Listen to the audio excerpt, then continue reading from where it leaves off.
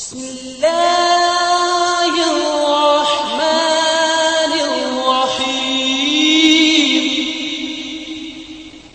السلام علیکم ورحمۃ اللہ وبرکاتہ. نحمده ونصلی علی رسولہ الکریم. اما بعد، کبھی بھی کسی کی زمین ناحق مت لینا. اب حدیث سنیے. حضرت عبداللہ ابن عمر رضی اللہ تعالیٰ عنہما روایت کرتے ہیں کہ حضور صلی اللہ علیہ وسلم نے ارشاد فرمایا، جس شخص نے تھوڑی سی زمین بھی ناحق لے لی تو قیامت کے دن وہ اس کی وجہ سے 7 زمینوں تک دھسایا جائے گا. یہ حدیث بخاری شریف میں ہے. دوسری حدیث وہ بھی سن لیجئے. حضرت عمران ابن حسین رضی اللہ تعالیٰ عنہما سے روایت ہے کہ حضور صلی اللہ علیہ وسلم نے ارشاد فرمایا، جس نے لوٹ مار کی وہ ہم میں سے نہیں ہے. یہ حدیث ترمذی شریف میں ہے. اس لیے کبھی بھی کسی کا مال ناحق مت لیجئے. ایک حدیث مسلم کی بھی سن لیجئے. حضرت ابو امامہ رضی اللہ تعالیٰ عنہ سے روایت ہے کہ رسول اللہ صلی اللہ علیہ وسلم نے ارشاد فرمایا، جس شخص نے جھوٹی قسم کھا کر کسی مسلمان کا کوئی حق لے لیا تو اللہ تعالی نے ایسے شخص کے لیے دوزخ واجب کر دی ہے اور جنت کو اس پر حرام کر دیا ہے.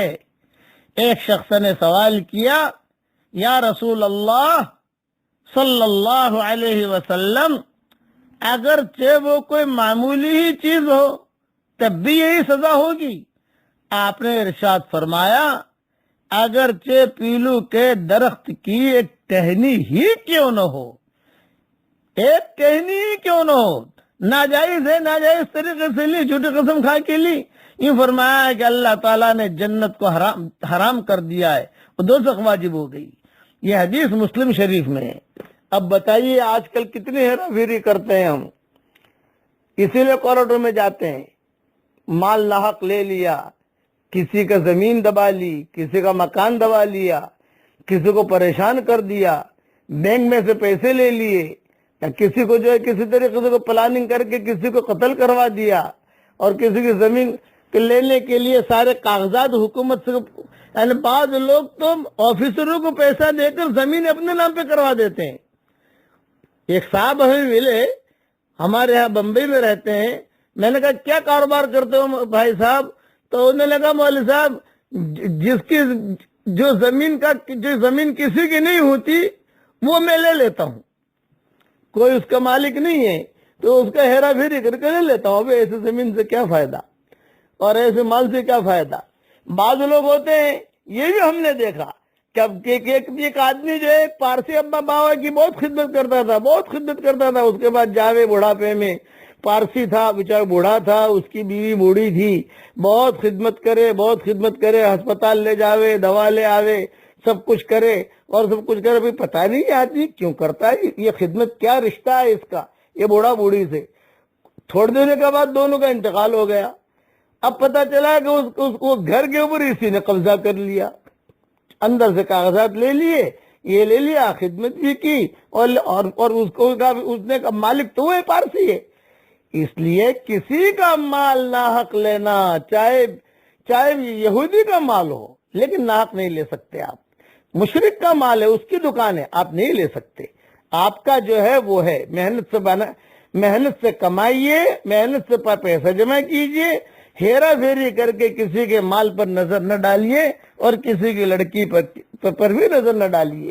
اب پڑھیے میرے ساتھ، اللہم واقعتاً کواقعت الولید. حضور صلی اللہ علیہ وسلم یہ دعا بہت پڑھا کرتے تھے. ترجمہ بھی پڑھ لیجئے. اے اللہ میری ایسی حفاظت کر جیسے تو چھوٹے بچوں کی حفاظت کرتا ہے. اللہ تعالیٰ ہم سب کی ایسی حفاظت کرے. یہ ہیرا پھیری پر میں سارے قصے یہ سبق دے رہا ہوں. آج کل ہیرا پھیری مال میں، لڑکیوں میں، لڑکوں میں، دین میں بھی ہیرا پھیری ہوتی ہے کہ مدرسے کے نام سے چندہ لیا، وہاں کوئی مدرسہ ہی نہیں ہے. نام لیا کہ بہت بڑا مدرسہ چلا رہا ہوں اور یہ ہے اور وہ ہے، میں بنا رہا ہوں، اور وہاں کوئی ہے ہی نہیں. مسجد بنا رہا ہوں، مسجد بن رہی ہے، مسجد کا خرچہ ہے 1 کروڑ روپے کا، اور چندہ وصول کر لیا 5 کروڑ روپیہ. قیامت کے دن کیا جواب دے گا؟ مدرسے کا خرچہ ہے 2 کروڑ روپے کا اور چندہ وصول کر دیا 6 کروڑ روپیہ. تو یہ سب ہیرا پھیری میں آتی ہے یہ چیزیں.